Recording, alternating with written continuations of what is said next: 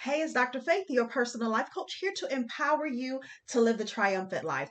I want you to think about something. How do you continue to move forward, to accumulate, to execute, to achieve the great things that God has in store for you?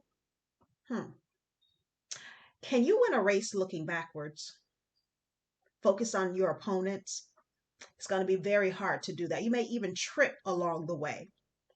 Can you plan for your future living in the bitterness of your past? You could try, but I tell you that regret will snatch the presence of your happiness and your joy, the full experience that God has for you. So I ask again, how do you accomplish and achieve the great things that are set before you that God has for you?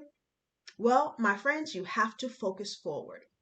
When you have an applied laser focus, I'm going to tell you something. It doesn't matter what's happening around you, and it doesn't matter what obstacle you have to overcome.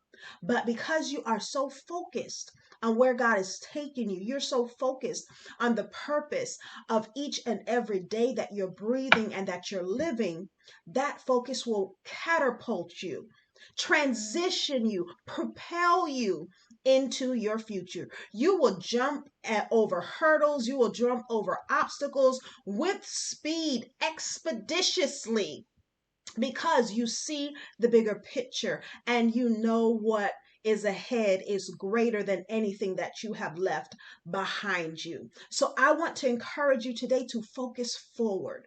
Meditate, think on those things, prepare your heart, prepare your mind. And listen, even if you accomplished great things in your past, you accomplished good things, you had a wonderful season. All right, 2022 was awesome. Don't owe you a thing. Well, guess what?